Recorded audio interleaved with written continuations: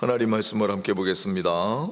오늘은 잠언서 42장 5절로 6절까지 말씀, 구약성경 803페이지에 있습니다. 욥기 42장 5절로 6절 말씀을 제가 봉독하겠습니다. 욥기서 42장 5절로 6절입니다. 내가 주께 대하여 귀로 듣기만 하였사오나 이제는 눈으로 주를 배옵나이다. 그러므로 내가 스스로 거두어드리고 티끌과 제 가운데에서 회개하나이다. 아멘. 믿음이 무너질 때 세워지는 믿음이라는 제목으로 김영희 목사님 말씀 증거하실 때 이 새벽에 큰 은혜가 임하기를 바랍니다. 여러분은 하나님이 익숙하다 하는 생각을 하신 경우가 있습니까? 그러니까 하나님이 우리에게 익숙한 분이 되실 수 있는가 하는 것입니다. 남자와 여자가 만나서 결혼을 해서 살다 보면 너무나 익숙하고 더 이상 놀랄 일이 없는 나를 대하는 것 같은 편안함, 익숙함, 긍정적인 것이죠. 근데 하나님도 이렇게 될 수 있는가?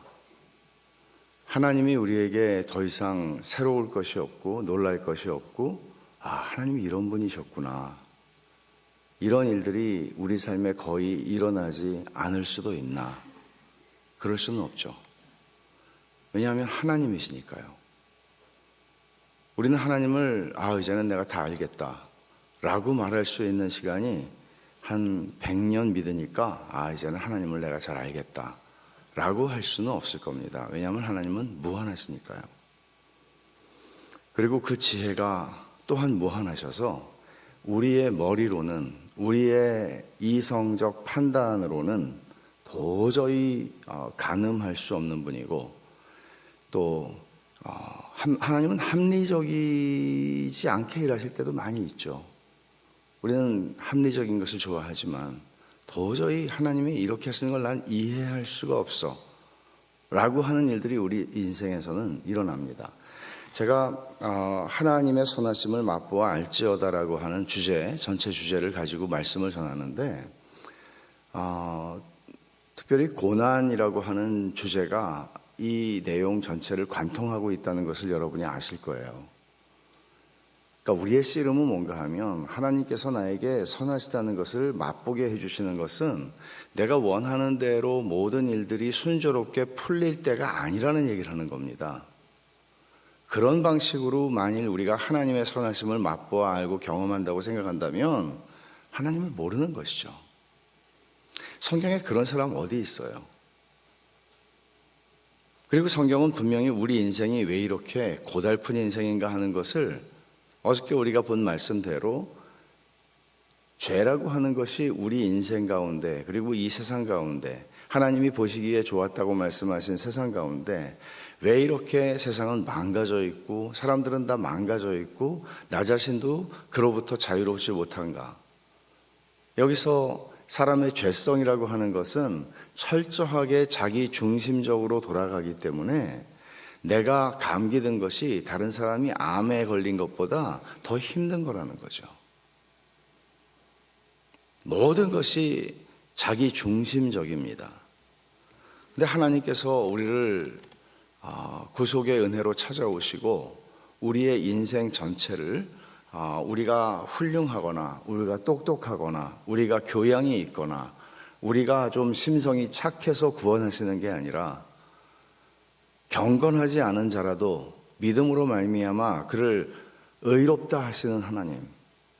말하자면 내가 저런 인간하고는 생애에 만날 일이 없는데 라고 하는 사람들이 교회 안에서 만나는 겁니다. 그저 교양 있고 괜찮은 사람들이 교회 안에서 모이는 게 아니라 경건하지 않은 자를 믿음으로 말미암아 의롭다 하시는 하나님이 우리에게 베푸신 은혜가 얼마나 큰지를 우리는 서로를 보면서 보는 것이죠. 뿐만 아니라 우리의 인생 전체를 살아가면서 우리는 하나님께서 어떻게 믿음으로 말미암아 의롭다 하신 이 개차반인 인생을 말하자면 어떻게 하나님의 거룩하심을 닮아가는 인생으로 바꾸어 내시는가. 우리의 일생을 50년 혹은 60년 예수를 믿고 살아간다면 그만큼 내가 변했는가. 주님을 내가 성경에서 읽고 아는 그 주님의 모습을 나는 닮아왔는가. 하나님이 아니면 그런 얘기 하잖아요. 습관이 제2의 천성이라고. 그래서 습관을 고치고 결심을 하고 이렇게 해서 사람이 괜찮아지는 경우들이 더러 있죠. 그러나 어저께도 말씀드린 것처럼 인사이드 아웃이에요. 그러니까 예수를 믿는 변화는 내가 습관을 고치니까 사람이 되더라 하는 얘기가 아니라 신앙은 내 안에 성령이 계시고 내 안에 하나님의 생명이 들어와서 나를 바꾸는 것입니다. 이걸 성화라고 얘기하죠. 그리고 이 성화가 끝나는 것은 우리의 죽는 순간입니다. 죽어야 끝납니다.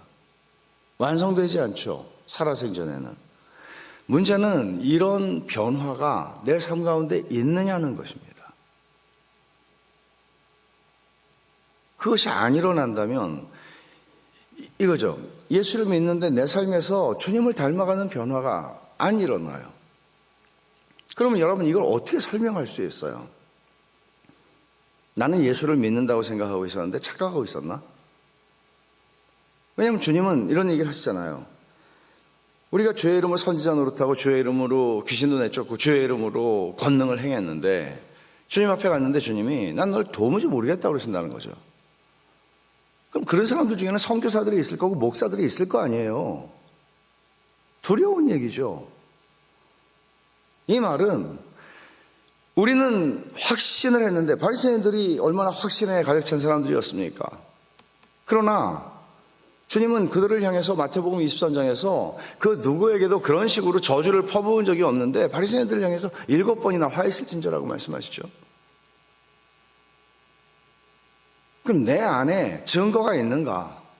내 안에 증거가 있는가? 내가 참된 신앙을 가진 사람이라는 것, 내가 하나님의 자녀가 되었다는 증거가 있는가? 이건 어떤 문제인가 하면 확신에 관한 문제예요. 확신이라는 것은 믿음과, 우리는 확신으로 구원받지 않아요. 어떤 사람들은 철로역정에서 존 버년이 얘기한 것처럼 little faith라고 하는 사람이 있죠. 소신이라고 번역을 했어요. 믿음이 작은 사람이에요. 아니 이렇게 작은 게 아니고 아주 작은 사람이에요. 근데 우리는 믿음으로 구원을 받지 확신으로 구원받지 않아요.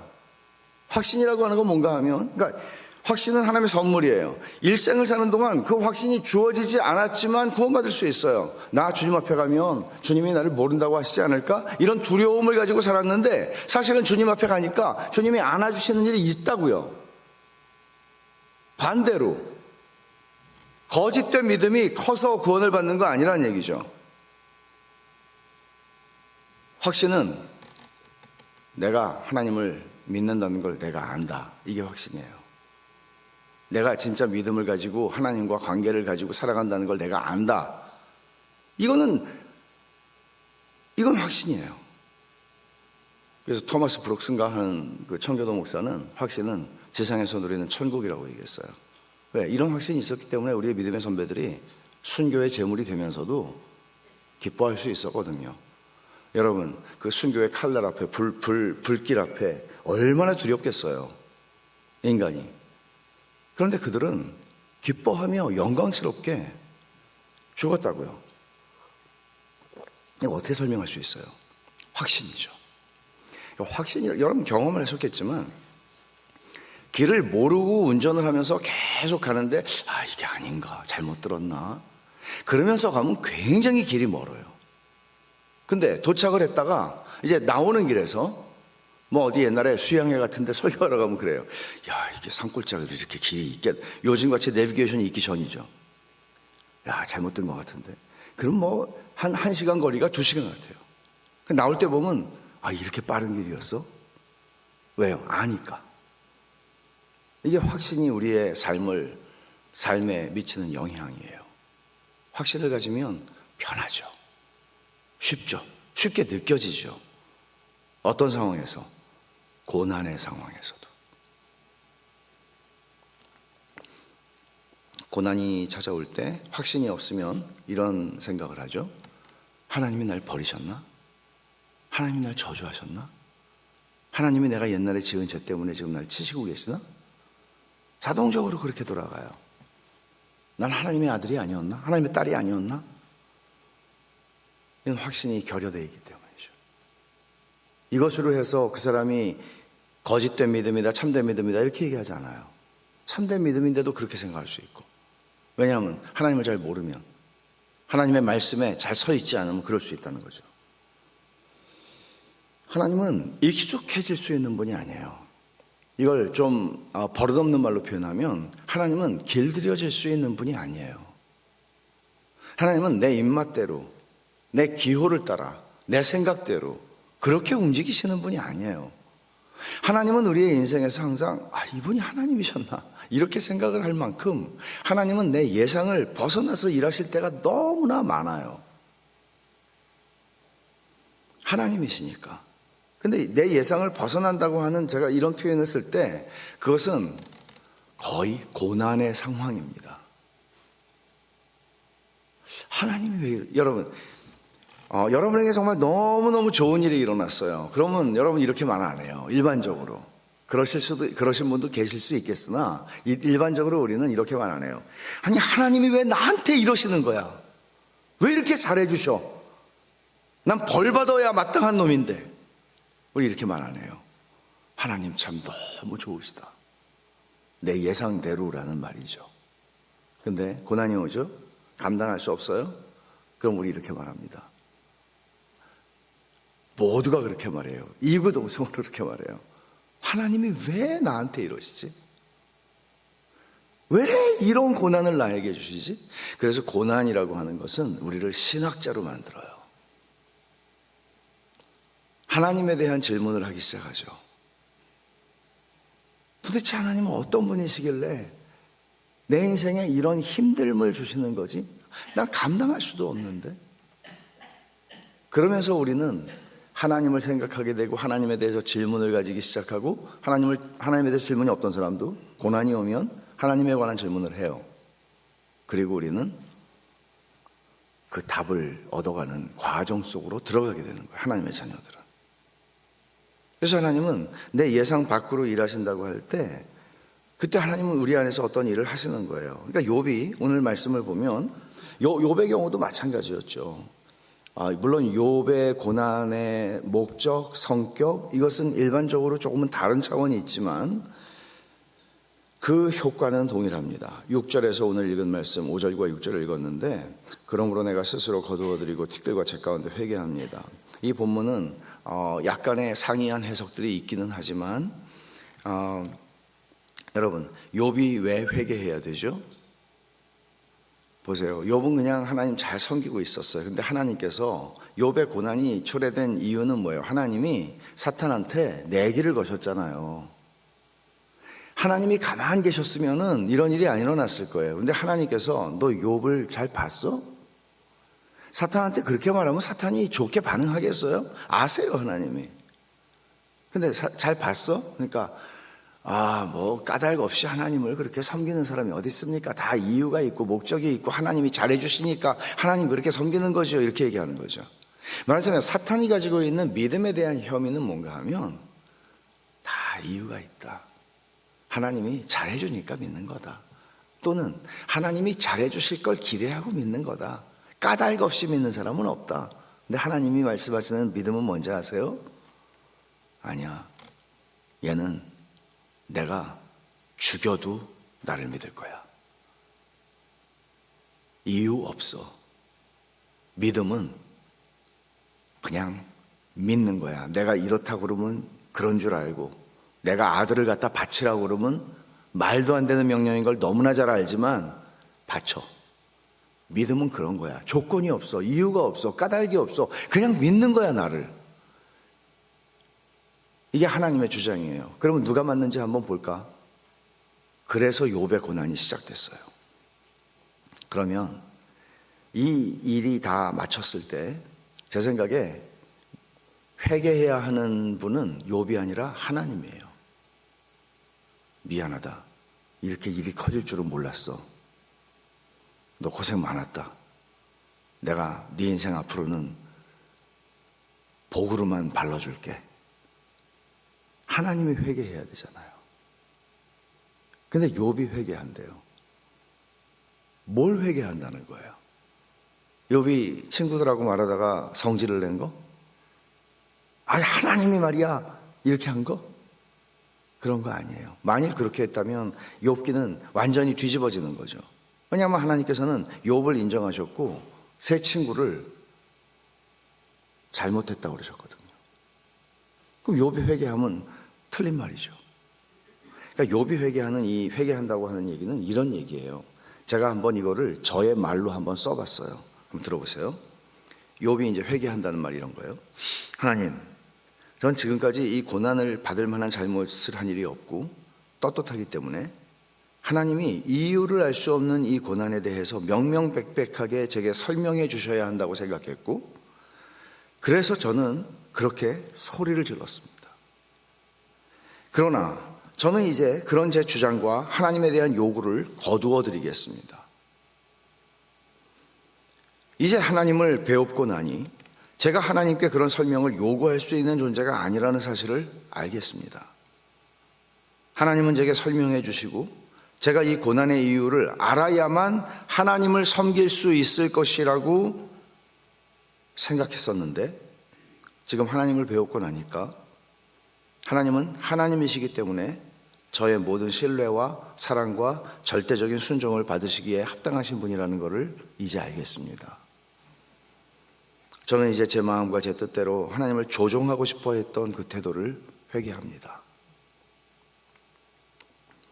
이런 얘기라는 거죠.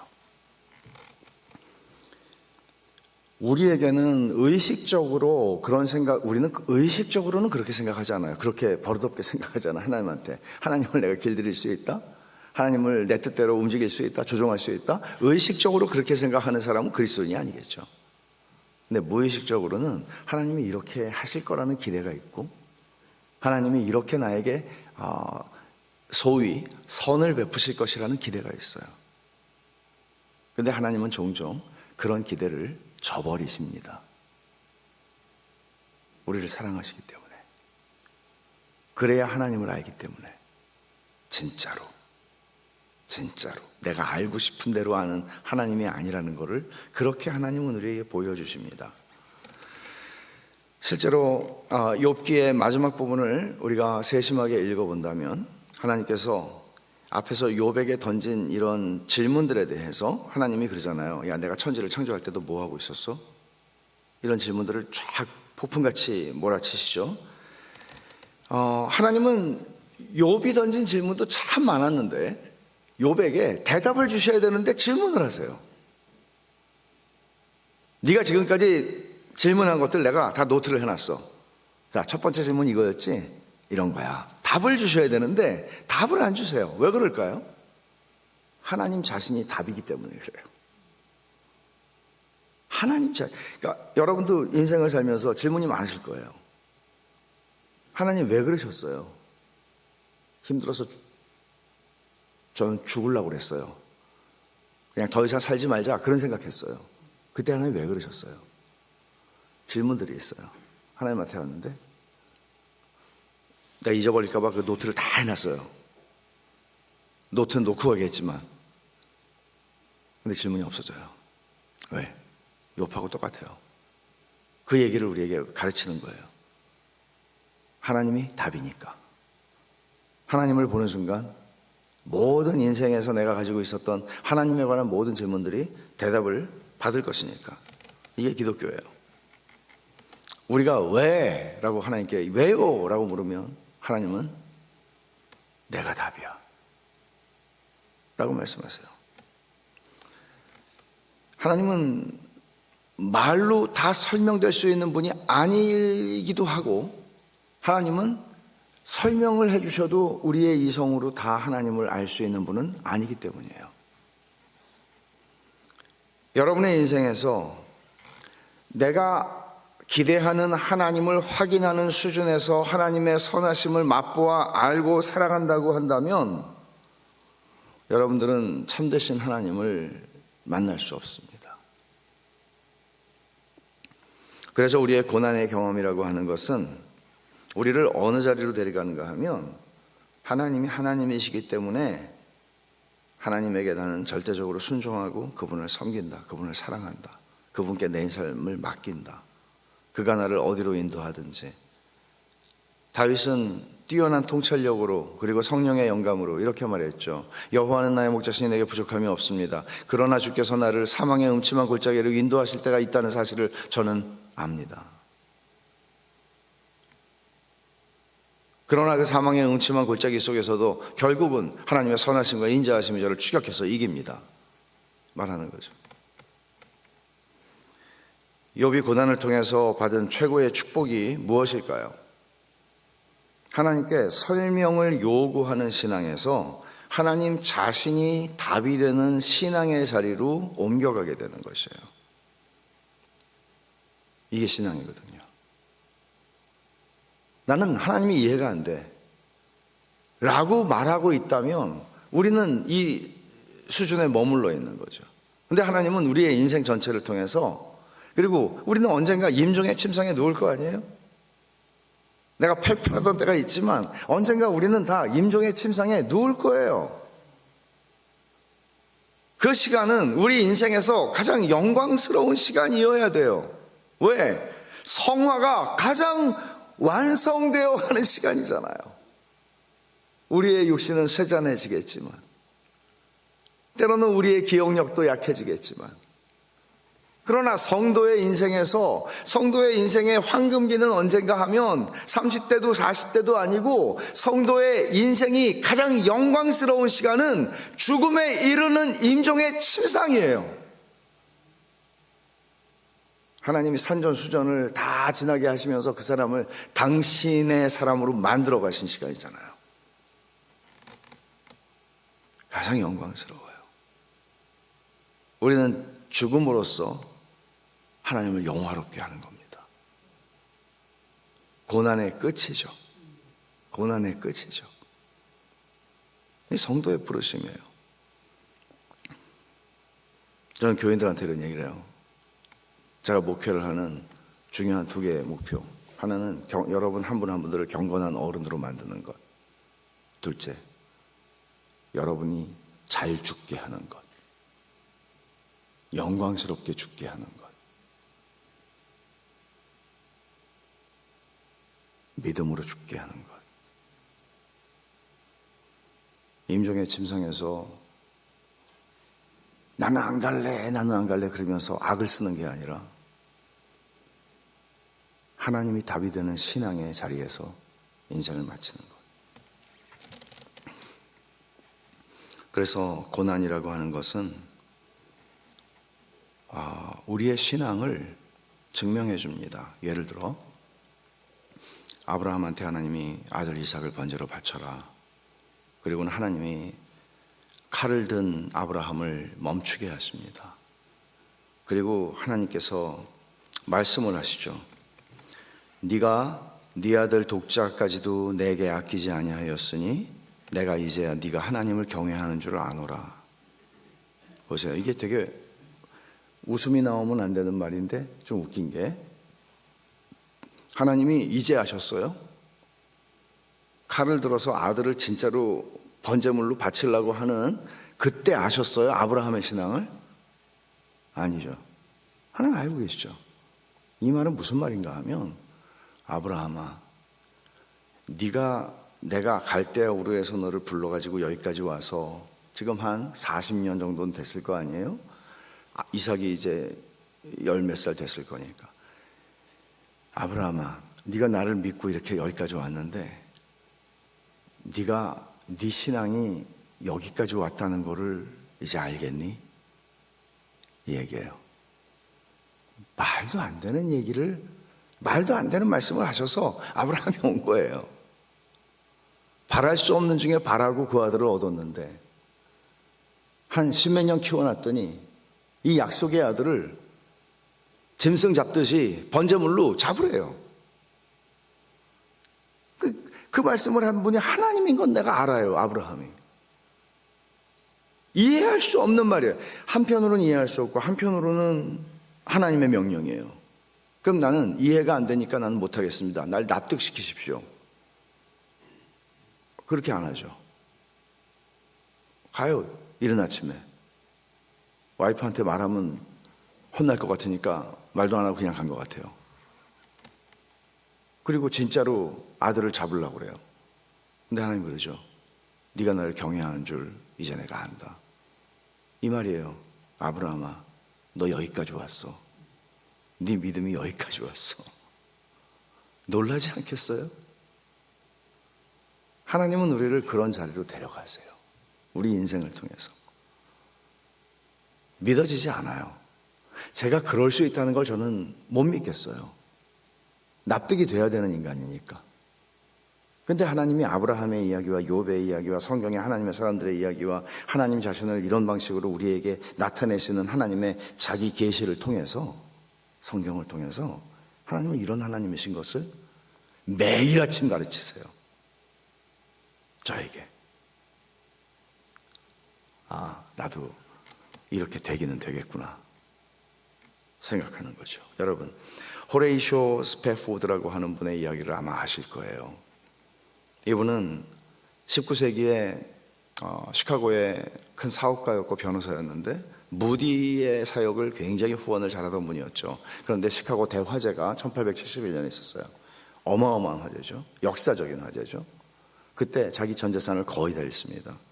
그리고는 한 2해가 지나서 자기 아내와 4딸을 대서양을 건너는 영국으로 가는 배를 태워서 이제 여행을 계획하고 먼저 보냅니다. 자기는 일을 마치고 따라가겠다고 합니다. 근데 배가 침몰을 하게 되죠. 그리고는 4딸이 다 죽습니다. 아내가 영국에 도착해서 전보를 칩니다. 4딸이 다 바다에서 죽었다고. 욥에게나 일어날 수 있는 일이죠. 흔히 일어나는 일이 아닙니다. 그리고는 호레이쇼 스패포드 씨는 배를 타고 이제 아내를 데리러 영국으로 갑니다. 그리고 그 사고가 났던 그 해역을 지나면서 그는 설명할 수 없는 마음의 평안함을 경험합니다. 설명 안 되는 것이죠. 그리고는 시를 써요. 그 시가 우리가 부르는 내 평생에 가는 길 순탄하여 내 늘 잔잔한 강 같든지 큰 풍파로 무섭고 어렵든지 나의 영혼은 늘 편하다. 내 영혼 평안해. 내 영혼 평안해. 설명할 수 없는 일입니다.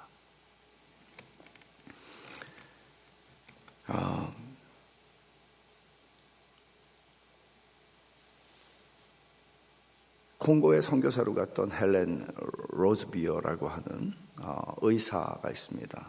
여자분입니다. 이분은 콩고 내전이 벌어졌을 때 병원을 운영을 하고 또 의사들을 길러내고 있다가 피난을 가지 않고 거기서 의료가 더 필요했을 거 아니에요. 콩고 내전에서 얼마나 많은 사람이 죽고 다쳤겠어요. 그러다가 반군들에게 잡혀서 한 5개월여 동안 반년 정도 정말 몹쓸 짓을 너무나 많이 당했습니다. 그때 그녀는 자신의 회고를 하면서 하나님이 나를 버리셨구나라는 생각에 이르기까지 했다고 그래요. 그리고 나서 이제 인질에서 풀려나고 영국에 가서 회복을 한 다음에 다시 콩고 선교사로 들어가죠. 우리의 고난이 깊어질 때 우리는 누구라도 그런 생각합니다. 그러나 헬렌 로즈비어의 이야기뿐만 아니라 우리는 많은 스패포드 씨도 마찬가지죠. 이런 질문을 하지 않을 수가 없어요. 하나님이 나를 버리셨구나와 싸움하는 거예요. 스패포드 씨도 결과는 이 찬송시지만 왜 그 싸움이 없었겠어요? 다 있죠. 근데 여기서 정말 중요한 게 뭔지 아세요? 하나님을 아는 지식이에요. 하나님을 아는 지식이 뭐예요? 교리예요, 교리. 성경 교리예요.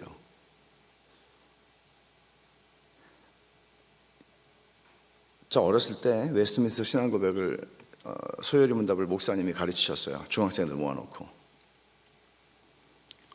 우리 한국교회는 교리가 실종된 교회예요. 교리가 실종됐다는 얘기는 아무것도 모르고 무식하게 믿는다는 얘기죠. 근데 무식한데 어떻게 믿어요? 자기 믿고 싶은 대로 믿는 거죠. 그래서 우리는 신천지에게 농락당하고, 신천지뿐 아니에요. 아주 말할 수 없을 지경이죠.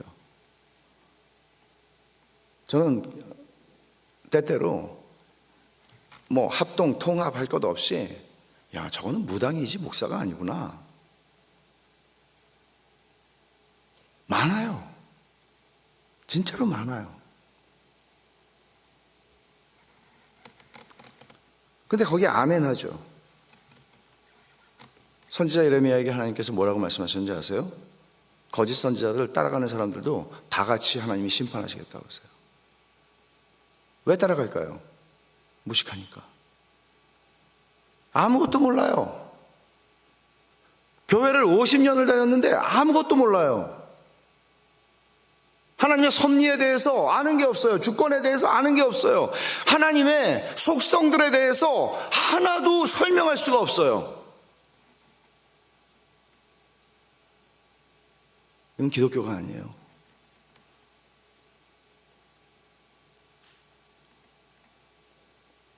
그런 신앙은 하나님이 나한테 사탕 달라고 그러면 사탕 주고, 햄버거 먹고 싶다면 햄버거 주고, 그걸로 하나님을 확인하는 신앙이에요.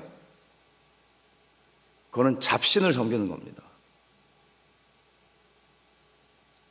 성경의 하나님은 그런 하나님이 아니에요.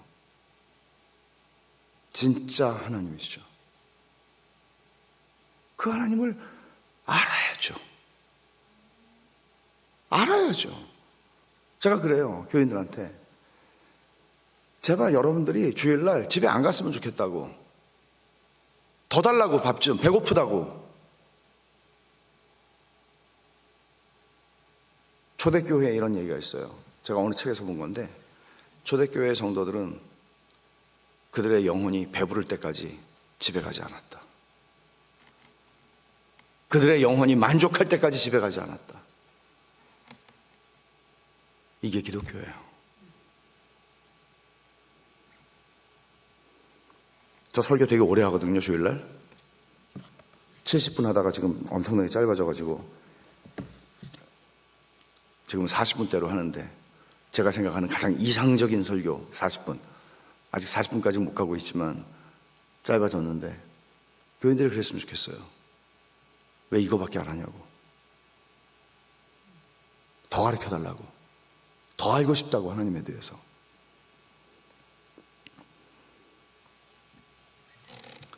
여러분, 그리스도의 십자가가 우리에게 무엇을 말해주는지 여러분들은 얼마나 아십니까?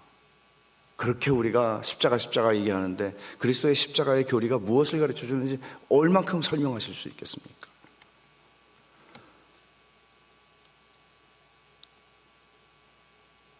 부활의 교리는 어떻습니까? 처음 300년 동안의 교회는 박해와 핍박이 말도 못하게 심했는데 그들은 어떻게 그렇게 죽음 가운데 자신들의 인생을 내던질 수 있었을까요? 부활의 교리 때문이죠. 부활을 믿었기 때문이죠.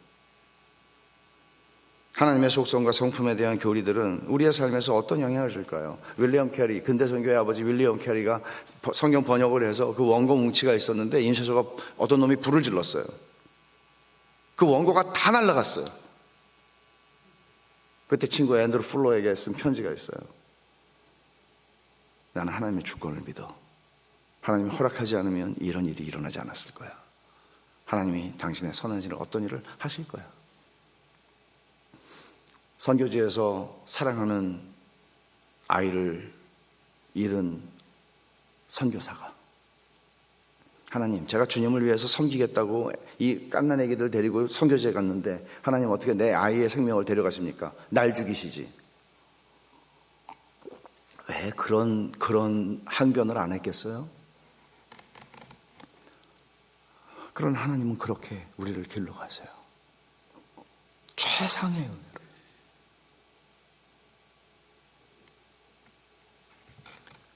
제가 좋아하는 작가 중에 엘리자베트 엘리엇이 있어요. 한 몇 년 전에 돌아가셨는데, 짐 엘리엇이 그녀의 남편이죠. 이 여인이 아니었으면 짐 엘리엇은 알려지지 않았을 거예요. 1956년 에콰도르에 선교사로 갔다가 남편들, 젊은 선교사 부부들 가운데 남편 5명이 작은 경비행기를 타고 누구도 접근할 수 없는 아우카 종족에게 복음을 전하기 위해서 들어갔다가 5명이 다 수일이 지나서 수색대에 의해서 창에 찔려 죽은 상태로 발견됐습니다. 20대 말 30대 초 젊은 남자 5명 선교사가요. 엘리자베트 엘리엇은 위튼 칼리지에서 남편을 만나서 같이 결혼을 해서 선교사로 나갔습니다. 그녀에게는 1살이 되지 않은 딸이 있었습니다. 그녀는 몇 년이 지나서 남편을 죽인 원수들에게 들어갑니다. 딸을 데리고 2살, 3살짜리 딸을 데리고 들어갑니다. 그리고 복음을 전하죠. 대단한 작가였던 엘리자베트 엘리엇은 남편의 전기를 씁니다. 전능자의 그늘이라고 하는 책이죠. 그리고 짐 엘리엇은 20세기의 순교자로 20세기에 저렇게 주님을 사랑한 사람이 있는가 싶은, 또 그의 일기를 출판을 합니다. 대학생 때 썼던 일기들이죠. 그가 주님을 어떻게 얼마나 사랑했던지. 그러니까 여러분 보세요. 이 젊은 부인들에 대한 얘기도 엘리자베트 엘리엇은 썼는데 자기를 포함해서 5명의 부인들이 그때 어떤 싸움을 했는가 하면 믿음이 무너지는 싸움을 했어요. 그녀들의 믿음이 다 무너지고 있었어요. 우리는 하나님을 복음을 전하려고 왔는데 어떻게 하나님께서 이 젊디 젊은 여인들의 남편들을 다 데려가신 거예요. 비참하게. 이런 그림을 상상도 안 했겠죠. 하나님, 우리는 하나님을 위해서 죽겠습니다. 순교의 각오를 가지고 왔을지라도 이런 일이 일어날 거라고는 상상하지 않았겠죠. 근데 그런 일이 일어난 거예요. 그녀들은 다 자기들의 믿음이 무너지고 있는 것을 경험했고 그 무너지고 있는 믿음을 붙잡으려고 씨름을 했어요. 이렇게 우리의 인생의 믿음이 무너지는 때가 있어요. 내가 지금까지 알아왔던 하나님을 버려야 되겠다고 생각하는 때가 있다고요. 그러나 결국은 하나님은 그들을 영화롭게 하십니다. 그 믿음이 무너지는 그 순간에 그들의 믿음을 진짜 일으켜 세우십니다. 우리가 가지고 있던 허술한 믿음이 무너질 때 하나님은 그 자리에서 진짜 믿음을 세우십니다. 견고하게. 이게 하나님이 하시는 일이에요. 언제? 고난의 시간에. 그래서 엘리자베트 엘리엇이 쓴 많은 책들 가운데 제가 젊은이들에게 많이 추천한 책이 있는데 열정과 순결이라는 책이에요. 이 책에 이런 얘기가 있어요. 잊혀지지가 않는 말이에요. 제가 좋아하는 말이죠. 들어보십시오. 일관적이고 의심할 수 없는 하나님의 탁월한 관리 능력에 우리의 가장 간절한 목표를 맡기고 그분이 그분의 방법과 시간 안에서 그 일을 그분의 뜻대로 이루어 주실 것이라고 믿는 것이 신앙이다. 다시요. 일관적이고 의심할 수 없는 하나님의 탁월한 관리 능력에 우리의 가장 간절한 목표를 맡기고 그분이 그분의 방법과 시간 안에서 그 일을 그분의 뜻대로 이루어 주실 것이라고 믿는 게 신앙이다. 여러분은 그런 하나님께 여러분들의 인생을 맡기시겠습니까? 탁월한 관리 능력을 가지신, 그리고 일관되시고 의심할 수 없는 탁월한 능력을 가지신 하나님께 여러분의 인생을 맡겨드리겠습니까? 그리고 그분의 방법대로 그분의 시간에 그분이 우리의 인생을 빚어가시고 만들어 가시는 그분께요. 이게 신앙이라고 얘기하는 거예요. 하와는 내 인생은 내가 알아. 내 인생은 내가 결정할 거야. 그 반대는 이게 기독교 신앙이다 라고 말하는 거예요. 예수님이 십자가에 죽으시죠. 십자가에 죽으실 때 제자들의 믿음은 다 무너져 내렸어요. 다 도망갔잖아요. 요한 한 사람이 그 앞에 있었죠. 근데 한번 상상을 해보세요. 예수님께서 십자가에서 그렇게 비참하게 채찍질을 당하시고 십자가에 못 박히시고 달려 있을 때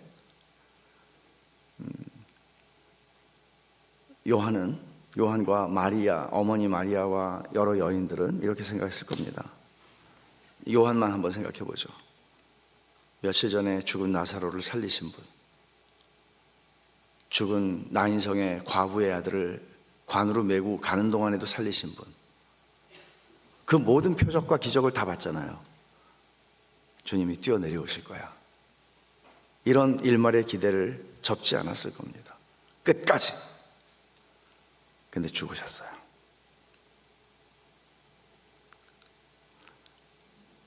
생각해 보세요. 믿음이 좋다는 것은 끝까지 주님이 뛰어내려오실 거야 라고 생각하는 게 믿음이 좋은 겁니까? 아니죠. 하나님은 그 믿음을 무너뜨리세요.